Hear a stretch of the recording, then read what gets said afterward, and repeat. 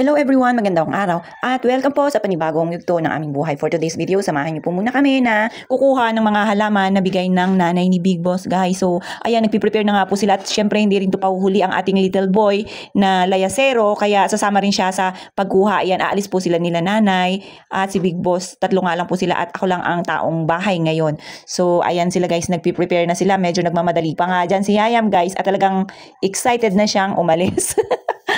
At syempre, tingnan nyo ang araw, napakataas pa ng araw pero pahapon na yan guys, nung mga oras na yan.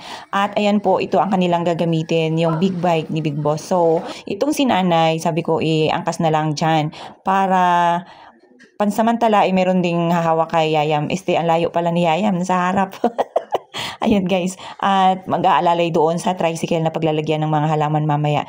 So, ayan na sila guys, paalis na nga sila. Pero ito si nanay, back-ride lang muna pansamantala habang ang tricycle na kanyang sasakyan, doon sila magkikita sa kabilang bahay. So, ayan na sila guys, paalis na sila kasi ako po, hindi pa makakasama dahil ako ay napapagod pa. Abay talaga naman, gusto rin magpahinga. At naisipan ko nga po na magluto na lang nitong hotcake kasi medyo nagugutom na ako dyan guys. Alam nyo naman, kahit na wala tayong ginagawa, madalas lagi tayong nagugutom. Bago pa nga lang po sana ako magpiprepare ng pang hotcake, bigla namang nagbusina, parang ang bilis naman masyado. Bumalik din po sila kaagad after nilang kumuha ng mga halaman. At ayan guys, inopen ko na nga po pala ito yung gate. At yan, ang dalawa na lang silang nakamotor at sinanay sakay na ng tricycle. Nakasama ang mga halaman guys. At ayan na nga po, i-open na natin para maipasok na nila kaagad. So ayan na. At itong si Yayam po ay talaga namang nakabantay. Tingnan nyo, nag-aabang siya ng parating. At yan, pagdating nga po, dyan na lang pinark sa labas dahil hindi po makaakyat. Medyo nahihirapan. At yan, tinulong-tulungan na nga lang pong buhatin yung mga halaman para maipasok sa loob. So, ayan, alam nyo naman na sobrang nagpapaganda ito ng ating paligid pagka meron tayong mga halaman, di ba? Kaya, ayan guys, dahil nga hindi na rin nadidiligan doon sa kabila, tayo naman ang magdidilig ng mga halaman na yan. At pagagandahin natin guys, di ba? Dito lang tayo, dito lang. Dali na. Magbuhat ka rin?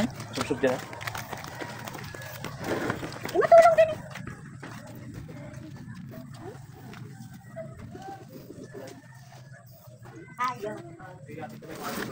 Huwag ka dyan. Nahulugan ka dyan. Sabi ko kasi, ate, ito na. Nabili lang yan lang.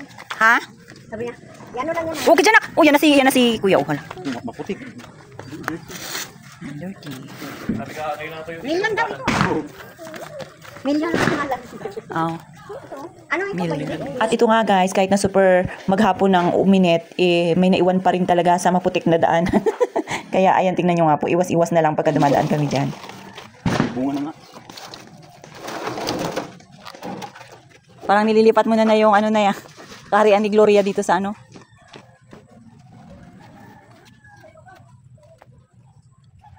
Dahil nga po tumatanda na ang lola ni Yayam, hindi niya na po kaya na mag-maintain na mag-alaga ng mga halaman. Kaya po, pinakuha niya na sa amin at nilipat na dito sa aming bahay guys. Dahil nga po nahihirapan na po siya.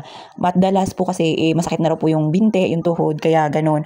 At after nga po na yan, maipasok nila yung mga halaman, tinuloy ko na nga po ito yung aking ginagawa. Nag-prepare lang naman po ako ng saktong isahang merienda lang ito guys, para sa aming apat. So ayan, kung inyong mapapansin, yan, hinalo-halo ko na nga po para mailuto ko na. Dahil kanina pa po sana yan. At ayan na guys, charan.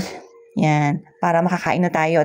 Tamang-tama ito dahil pagod, gutom. At ayan, ito na yung aking nailuto guys. Wow, so yummy. Magmerienda muna tayo guys kasi ako'y gutom na gutom at sasabayan lang natin to ng mainit na kape. Saktong-sakto lang talaga ito sa oras ng ating merienda at tamang pagod rin sila nanay kumuha ng halaman. So paano ba yan guys? Hindi na muna natin patatagalin to at baka lumamig pa.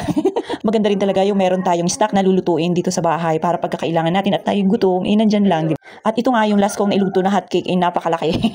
So paano ba yan guys? Kita-kits ulit. Kakain muna kami. Bye-bye.